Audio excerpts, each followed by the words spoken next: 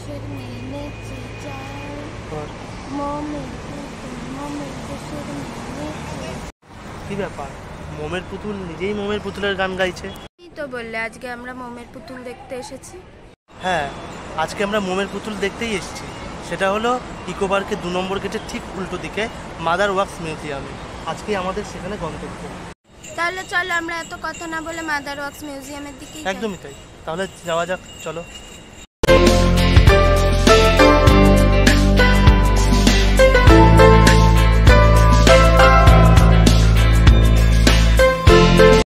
Hello friends, welcome to travel with Abhi কোয়েল।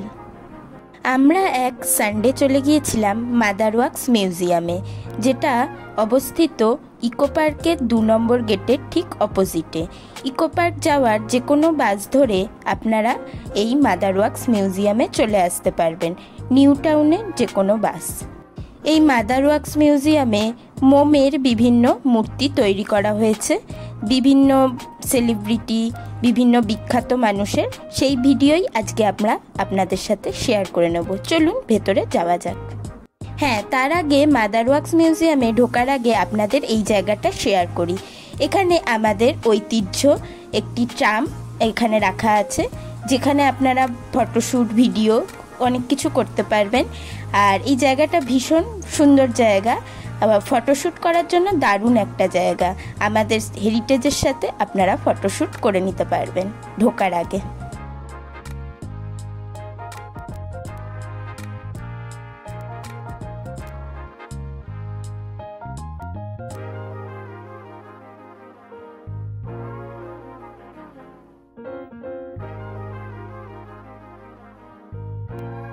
চলুন এবার mother works মিউজিয়ামের ভেতরে যাওয়া যাক। মাদার ওয়ার্কস মিউজিয়ামে ঢোকার মুখে এরকম একটা দুর্গা মূর্তি আছে।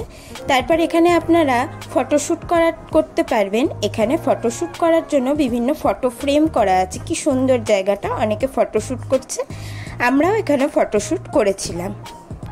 তারপর আমরা মাদার ওয়ার্কস যাওয়ার জন্য লিফটে উঠে পড়েছি। আমাদের 6th ফ্লোরে যেতে হবে মাদার ওয়ার্কসে যাওয়ার জন্য। মাদার ওয়ার্কস মিউজিয়ামে টিকিট কাউন্টারের সামনে আমরা চলে এসেছি 6th ফ্লোরে। এখানে আগে টিকিট প্রাইস ছিল 250 টাকা, এখন রিসেন্ট এখানে টিকিট প্রাইস হয়েছে 150 টাকা, অনেকটাই কমেছে। এখানে টিকিট প্রাইস উইকেন্ডে 150 টাকা, বাদ বাকি দিন 100 টাকা। আর এই জায়গাটা খোলে দুপুর 12টার সময় আর বন্ধ হয় সন্ধে 7:30টার সময়।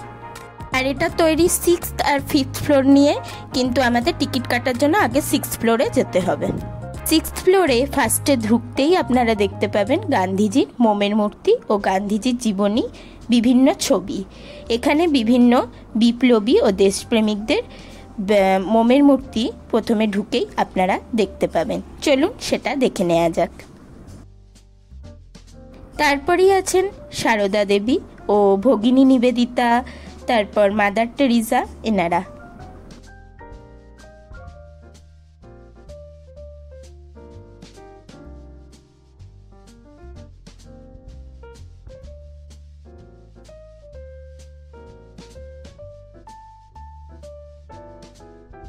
আমি আর আলাদা করে এনাদের নাম বলছি না, আশা করি আপনারা জানেন এনাদের নাম। বিপ্লবী দেশপ্রেমীদের নাম আমরা সবাই জানি। আর সব মোমের মূর্তি বা ভিডিও সেভাবে শেয়ার করা এখানে সম্ভব না, ভিডিও অনেক বড় হয়ে যাবে, তার জন্য আপনাদের এখানেই আসতে হবে। আর এখানে আছে একটা মিউজিক সিস্টেম, যেখানে রবীন্দ্রনাথ ও নজরুল বিভিন্ন কবিদের কবিতা, গান শোনা যায়। আর এই ঘরে আছে বিজ্ঞানীদের বিভিন্ন মূর্তি।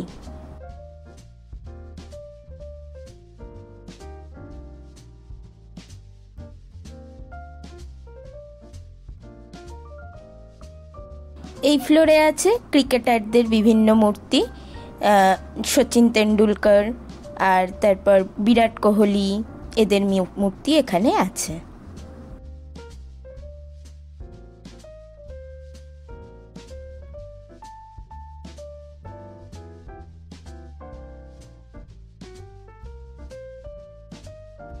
এর পরের ফ্লোরে আছে বিভিন্ন ফুটবলারদের মূর্তি, মারাদোনা, মেসি, এদের মূর্তি।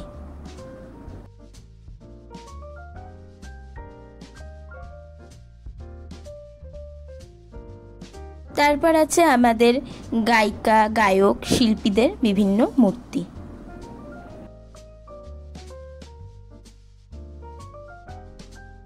তারপর আছে বিভিন্ন বলিউড অ্যাক্টরদের মূর্তি, মিঠুন, অমিতাভ বচ্চন, তারপর শাহরুখ খান, সলমান খান, এনাদের মূর্তি।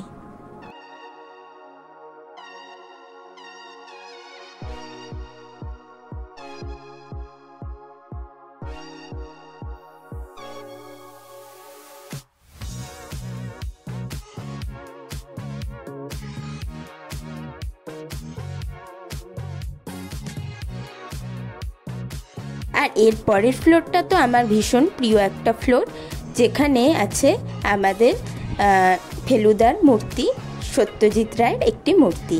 আমি তো এর সাথে ফটোশ্যুট অবশ্যই করেছি, কারণ আমার ভীষণ প্রিয় ফেলুদা।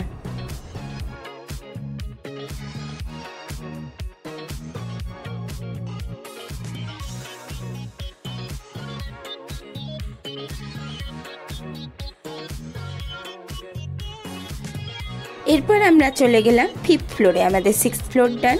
এবার 5th ফ্লোরে চলুন দেখে নেওয়া যাক কী কী আছে। এখানে আছে বিভিন্ন হলিউড অ্যাক্টরদের মূর্তি। প্রথমেই ঢুকে আছে মাইকেল জ্যাকসন।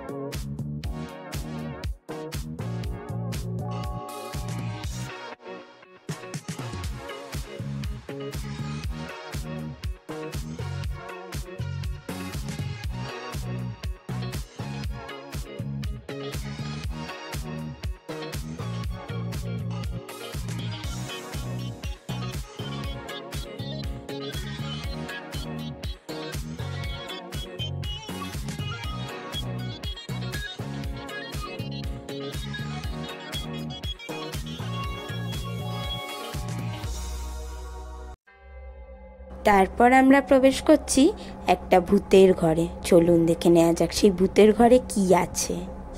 দেখুন, কেউ যেন ভয় পেয়ে যাবেন না।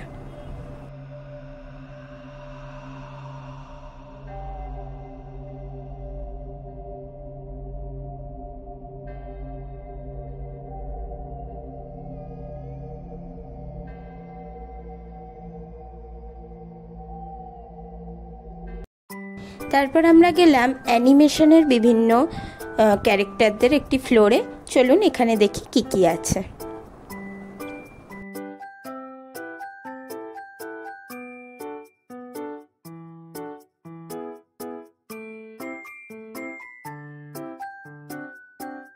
আর এই ফ্লোরে ফটোশ্যুট করার জন্য কিন্তু একটা দারুণ জায়গা আছে।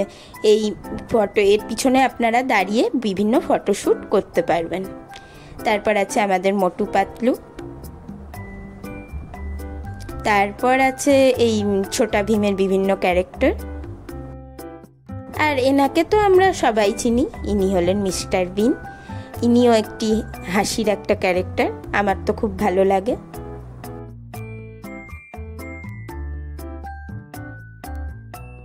তারপর এখানে আছে বাটুল দি গ্রেট আর তার ক্যারেক্টাররা।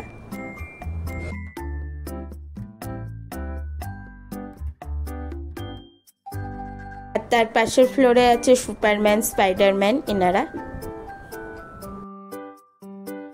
আর আছে ডোরেমন।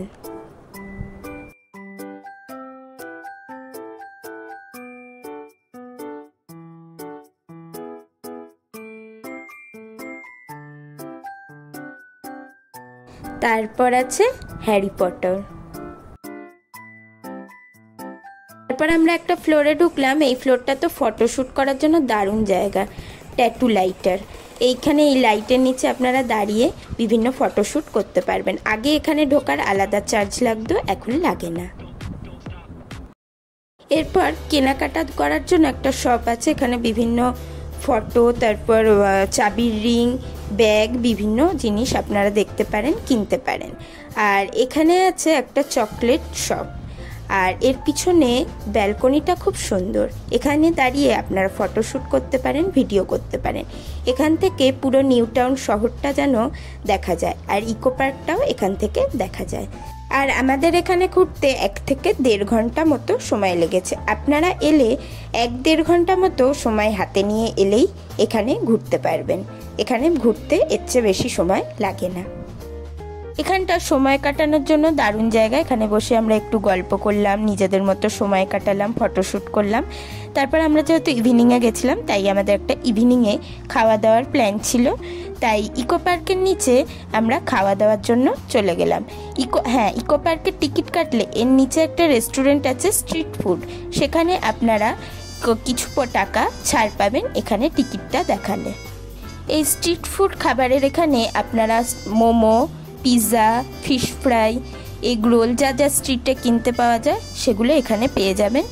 আর এখানে খাবার দাবারে 10% ডিসকাউন্ট দিলেও আমার কাছে একটু বেশিই মনে হয়েছে। এটা পুরো আমার পার্সোনাল একটা মন্তব্য, আপনাদের কেমন লাগবে আমি জানি না, তবে খাবার দাবার কিন্তু অসাধারণ খেতে, আমার তো দারুণ লেগেছে। আমরা নিয়েছিলাম এগ রোল আর মোমো।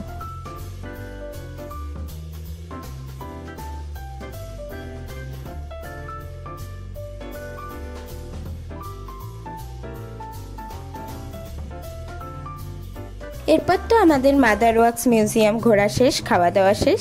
এবার বাড়ির উদ্দেশ্যে রওনা হতে হবে, সন্ধে হয়ে এসেছে। এবার আমরা বাড়ির দিকে রওনা হচ্ছি।